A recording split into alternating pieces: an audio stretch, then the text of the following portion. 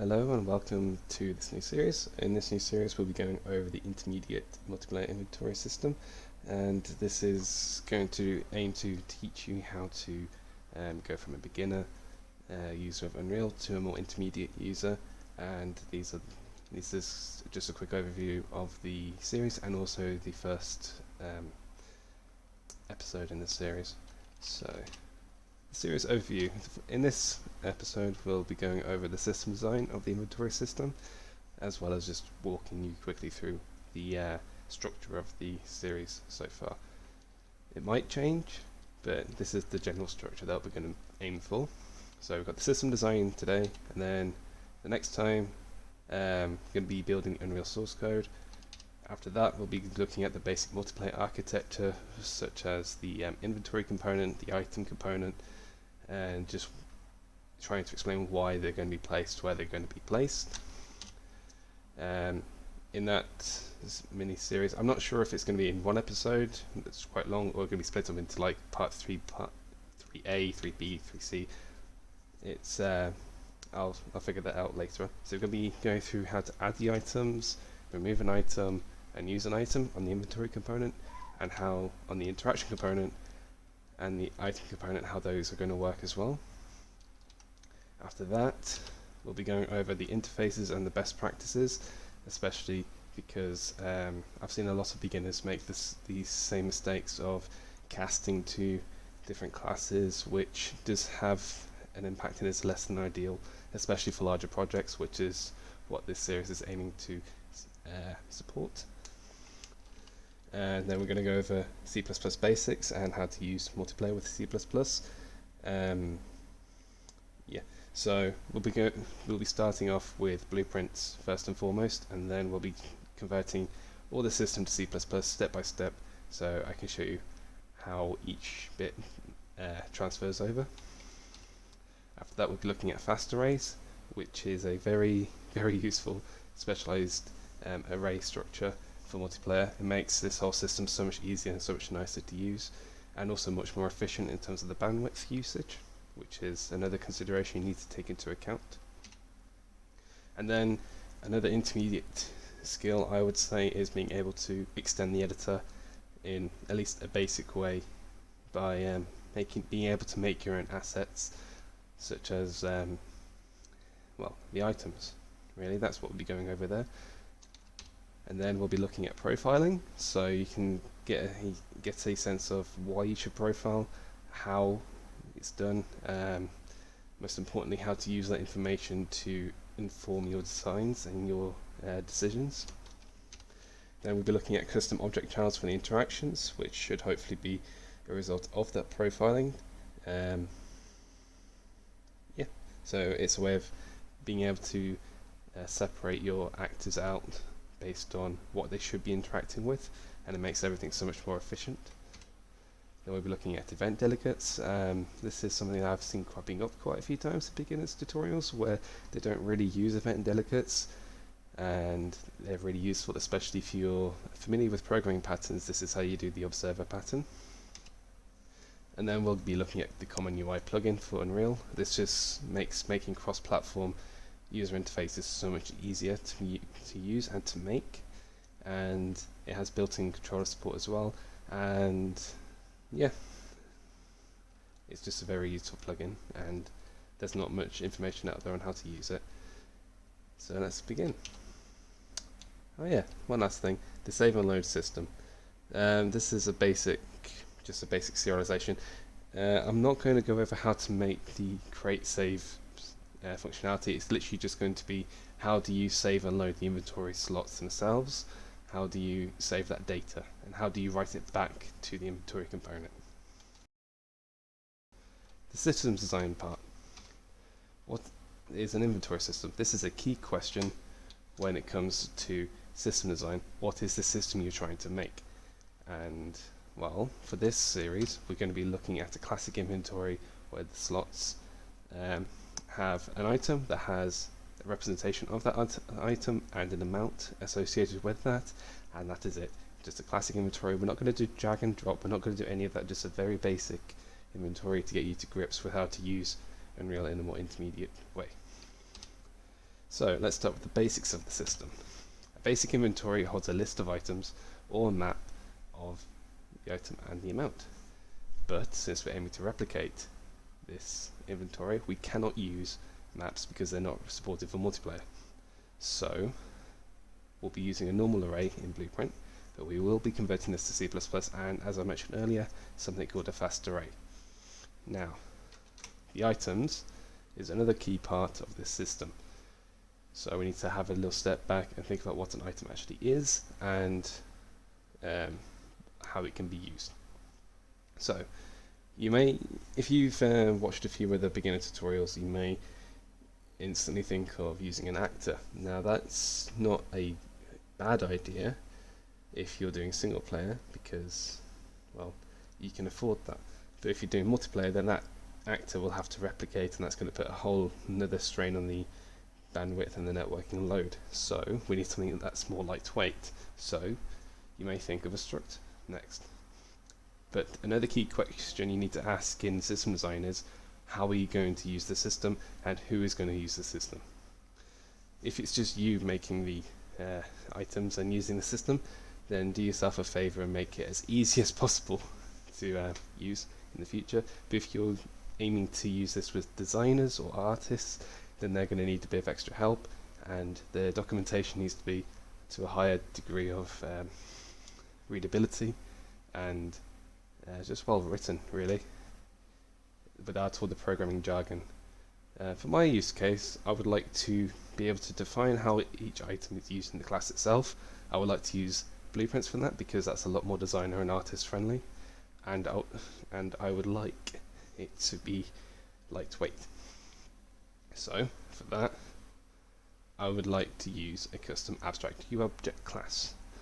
If you're new to programming and you needed this sort of system, don't worry about what any of that means. I'll leave some resources down below for what abstract means in a more advanced way. I'm not the best at explaining all these keywords, unfortunately, but a UObject is basically the base object that everything in Unreal that uses its garbage collector inherits from. Everything from actors, subsystems, everything. So it's the most lightweight option, but it also has the built-in garbage collection, and it can be replicated. It can have blueprint children. It's pretty much the best option. You could use data assets in this instance if you wanted to have a item that's searchable within the asset manager, but personally I don't think I've found an issue using just the basic object so far, so I'm going to go with that option. So we know how we're going to represent the item in the inventory, but what about the slot contents? Now,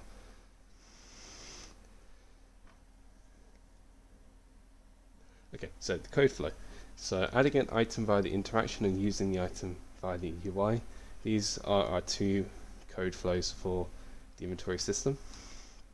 So we're going to start off with the interaction component, and then we're going to call a function on the interact interface to the item actor to say we're trying to interact with this component's trying to interact with this actor, and the item actor is going to determine what to do with that. For this use case, we're going to try and find the inventory component on the interaction component's owner.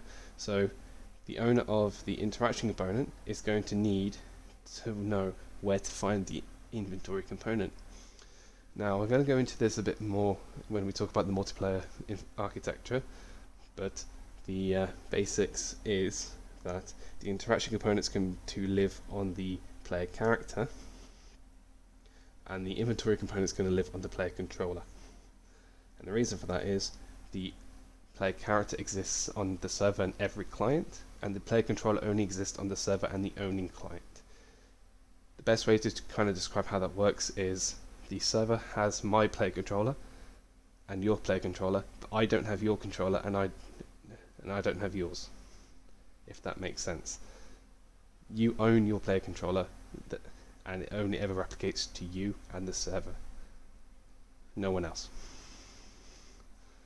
So going from the item actor, we're going to then find the inventory component, and we're going to request to add the item and then delete the actor.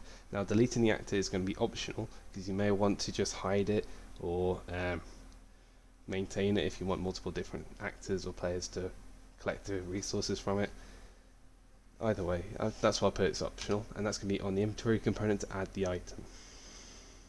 Now, using and removing the item via the UI is going to start from a UI interaction, such as pressing a button, or even on the player controller if you were to press a keypad button, or on a controller pressing one of the D-pad buttons. It doesn't really matter. It's all going to go to the same place, which is an RPC on the inventory component. RPC basically just means a remote procedure call. It's a way to request that a server or client will process a function. In this case, we're going to be calling it a server RPC to process the UI request. You only ever request stuff from the clients, you never trust it. Every piece of processing and validation should be done on the server. So yeah, especially for important stuff like adding items or removing items or using items, everything like that should be done in the UI. You only replicate stuff like visual effects or result changes from replicated variables, sorry. So, the pseudocode for the inventory. Pseudocode is very powerful. It helps you to determine the algorithm for the inventory in this case, or any system that you're trying to design.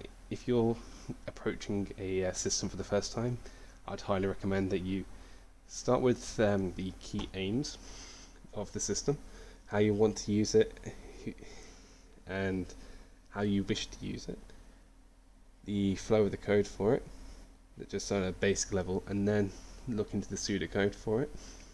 So the inventory component is going to have an attempt add item, attempt remove item, attempt use item, and an array of slots. So we're going to quickly over these functions. So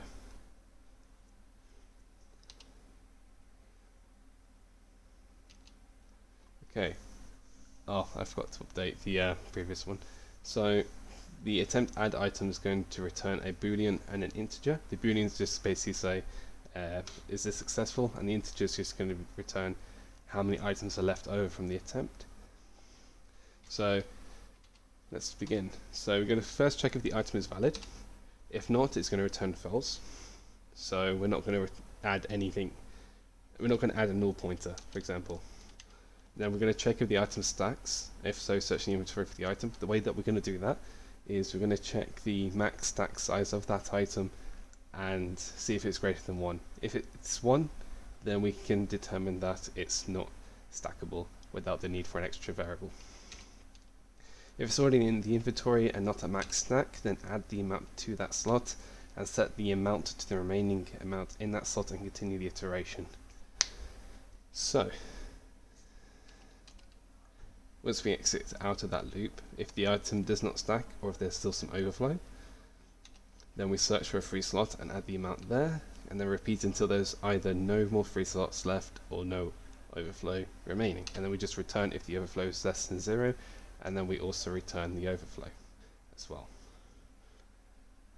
You may be wondering how we return two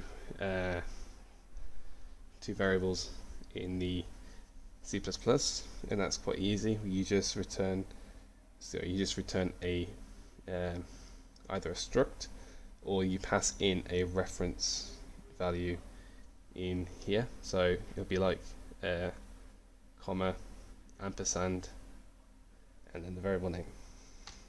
Very simple, not intuitive at all if you're new to C++, but now you know. Okay, so attempting to remove the item is quite similar. We just search the item for in the inventory. If we find it, then remove the amount from the stack at that slot. If the stack amount at that slot is less than or equal to the amount to remove, then we set the amount to the amount minus the stack to get the overflow, and then clear the slot. If the stack is greater than the amount, then remove the amount from the stack. Then we just return if the amount is less than or equal to 0. So what this is basically saying is, if we, for example, have 5 items in that slot and we want to remove 3, then we find it, and then we're going to come down to here, aren't we? Because we're not clearing the slot. So if the amount that slot is less than or equal to the amount to remove, which is not because it's got 5 items, we're trying to remove 3, then that is going to fail. It'll go to this one down here, and then it's just going to remove the amount from that stack, which is going to return 2, and the amount is going to be 0.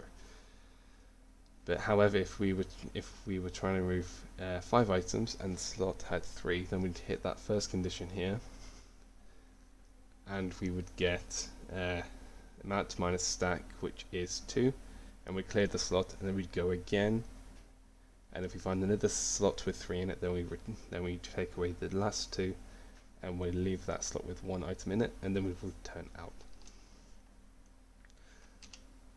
Okay, so before we move on, I would like you to write down some pseudocode for using the item at that index, at a index, not at, using that sort of style of pseudocode.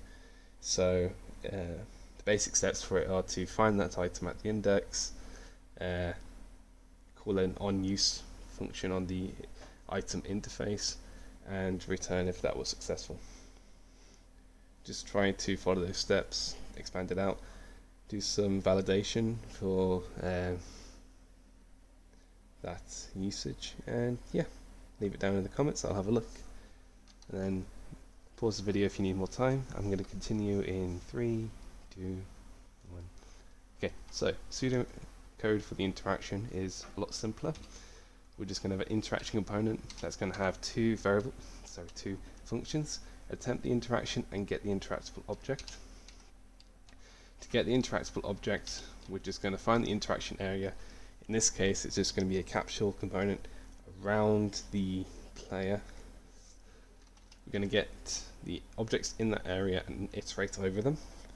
So then we'll figure out the best selection. Now this could depend on a variable of things. So it could be which one's closest, which one is the player facing the most towards, or a combination of that, or maybe some crazy other algorithm. And then we're going to return that selection.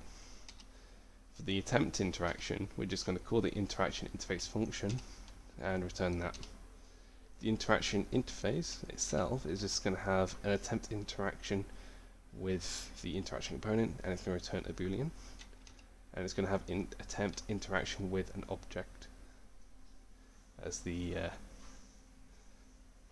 parameter. So yeah, and the thing with interfaces, at least within Rails interfaces, is when you call them, they'll automatically have the item or object that you want to target with that interface as a parameter automatically. So you're just passing this through so that it knows what interaction component is trying to interact with it. So thanks for watching. I hope to see you guys in the next episode, where I talk you through how to build the Unreal source code. That is an optional step. It's definitely not necessary to continue on the series. It's just another thing which is quite not expected of a beginner to do. It's not even expected of an intermediate user, if I'm being perfectly honest, to be able to build the engine from source and use it effectively. But if you'd like to continue watching this series, please leave me a like, subscribe, and let me know if you want me to continue on the series. I'll be continuing onwards regardless, but any feedback that you have for me about how I can improve things or stuff like that, just let them down below and I'll be sure to get back to you. Right, thank you.